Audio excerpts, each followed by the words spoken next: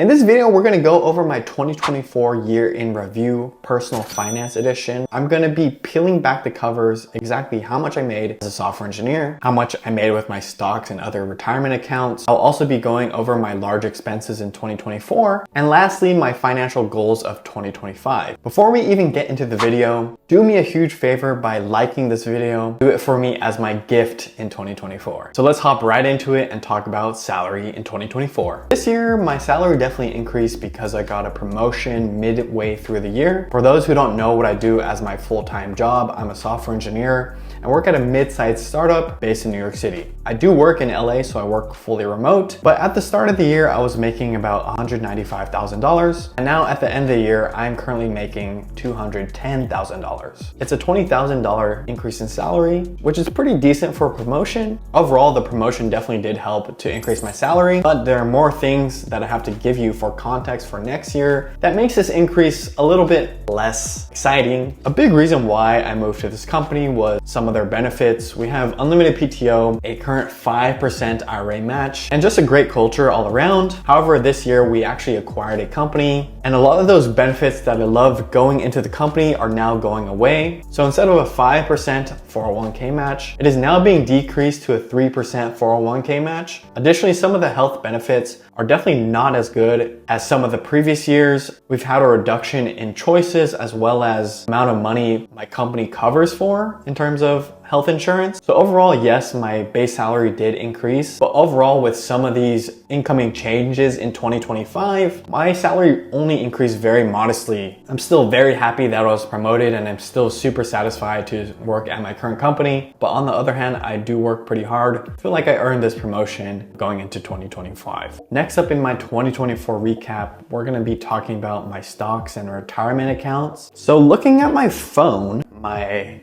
2024 year-to-date stocks, I made about $7,200 year-to-date, which is a 12% increase. So going into my portfolio, I do have a good amount of cash just sitting here earning interest. I should definitely deploy this at some point. I also have some stocks and ETFs. So I have 25 shares of the Dow Jones Average ETF, and then I also invest a decent amount into VOO, which is the Vanguard S&P 500 ETF. So this ETF really kind of was slept on, and if you see their chart, their stock increased 24% year to date, which is absolutely nuts. And with both DIA and VOO, I've been just dollar cost averaging. I also have some really small shares of Tesla as well as Amazon, but these were purchased a while back. That being said, here is my dollar cost averaging. I am daily buying DIA on $30 per day and then VOO at $35 per day. I am just letting this go on autopilot. It's out of sight, out of mind. Everything just happens automatically. And every once in a while, I'll check my account to see how much my investment grew. For me, I'm very much a buy and hold investor. I don't like to stress too much on losses. I used to dabble in picking individual stocks and getting to options, and I felt like I was just losing money and also stressing myself out too much. So I just decided to dollar cost average into the S&P 500 as well as the Dow Jones and just sit on it. I think it's the same thing that makes most sense practically all of the time, and that is to consistently buy an S&P 500 low-cost index fund. Keep buying it through thick and thin, and especially through thin. I think overall a 12% return on money is pretty decent. Most years you'll probably get a 7 to 9% return. So this year definitely performed better than average. I also think that this year is a little bit of a hot market, maybe even bubble territory. I will continue to dollar cost average, so I will keep doing that for my portfolio to grow. Up next is my Wealthfront account. I have two accounts here. I have a Roth IRA account as well as an individual investment account. So going into my Roth IRA this year in 2024, my money weighted return was 12.8%. That's pretty good. I made consistent investments up until the IRA max, which is $7,000 per year. And you know, it's been growing similar to what we saw with the Robinhood stocks because this portfolio is mostly invested in US stocks and a little bit of foreign developed stocks. My other big account in Wealthfront is this individual investment account. In 2024, my individual investment account made a money weighted return of 10.5%. Pretty freaking good for the average return on the stock market. and I have a super aggressive stock portfolio. From a scale of 1 to 10 on the risk on these accounts, they're at 10 max, just because I'm still fairly young, more or less, and I have a lot more years to make that compound interest. So overall, this account did pretty well. Lastly, we'll get into my 401k account with my employer. I contributed $28,589.29. So this year I've made a cumulative of 11.2% return on investment. Again, really decent year, and pretty much all my accounts have shown similar numbers in the same ballpark of like that 10 to 12% return. I haven't been maximizing my 401k, but I've been maximizing at least the match portion of it. So overall, I'm pretty happy with some of these different accounts. 2025, I should definitely consider aggressively increasing these contributions more, but we'll see. I do want to eventually buy a house at some point, so maybe not investing it into the 401k is a smart idea, but just keeping in stocks or even my Wealthfront individual account might be smart. But I guess we'll see what the future holds. Next, let's talk about some of the huge expenses I had for this year. In 2024, I moved from my hometown in East LA to West LA, more or less near Santa Monica. I moved to the west side for one simple reason. My fiance had to return to the office, and I didn't want her to commute 2+ hours from her hometown in the SVG area. So my biggest expense is my rent. So for my rent, we are on subsidized rent because of the fact that my mom owns this condo. I know, I'm super blessed. Back earlier this year when I told my parents that I was moving, my mom helped us out by selling one of her previous condos she owned and buying one out here with a 1031 exchange. So we pay my mom rent, but at a much subsidized rate. Here in the west side, we paid $2,400 for a 2-bed, 2-bath condo. Median rent for a 2-bed in this area goes for $3,160 a month. So we're saving about $600 to $700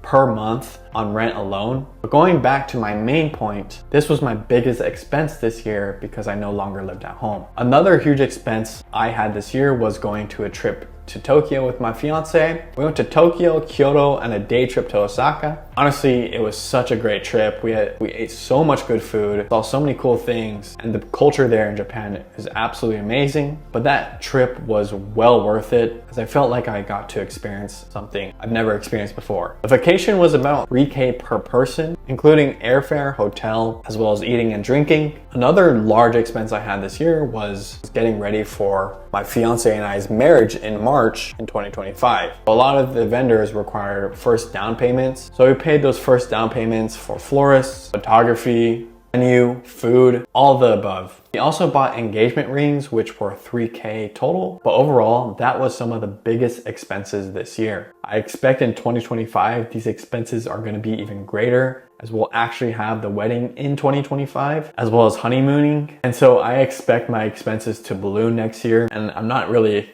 looking forward to that. So wrapping up 2024 and going into 2025, I wanna accomplish a couple things. Number one, I wanna make more money. So I feel like I can actually make more money with my job, either get another promotion or job hop. I've been at my company for 2.5 years now, and even though I'm still really satisfied and I love working there, I do have an eventual goal to work at FANG at some point, just to A, test myself that I can make it, and B, to just cross off my list that I worked at a FANG company. I think I can make $350K total comp if I really put myself to the task and study hard. I definitely know that I am leaving some amount of money on the table because I am working at a startup. And again, even though that startup is great, it doesn't pay necessarily top dollar that some of these larger companies do. But ultimately, this is a secondary goal, as my primary goal is actually this, which is to start making videos again and eventually getting to a point where I can monetize my YouTube channel. Over the years, I've done ventures where I would try them for 1 or 2 years, get distracted, try another one. And so this year in 2024, a reflection for me was I really need to just stop being distracted and focus on one thing only. And so that one thing in 2025 is gonna be YouTube. And so I'm gonna be uploading as much quantity with as much quality as possible. There's a quote that I like from Alex Hormozy that says that if you think yourself as a sun, you have so much energy, right? But in order to break through, so in order to burn through a paper, for example, you just need to have a magnifying glass that really focuses all that energy into one thing. And so in 2025, I basically only have one goal, which is to make 100 videos on my YouTube channel and to eventually get my YouTube channel monetized. Not uploading videos, but have dreams of being a YouTuber, is make 100 videos and improve something every time. So looking forward to 2025, I am trying to focus as much energy as I can into YouTube. And so when I hit that goal in 2025, I will let you know. I'll show you all the figures, all the things behind the scenes, because I truly do love this as a side hustle for now. With that being said, I hope that your 2024 was okay for you. But in 2025, I'm a lot more optimistic. I think 2025 will be a great year. If you like this video, please consider giving this a thumbs up. Hope you have a great one, and we'll talk to you soon. Peace.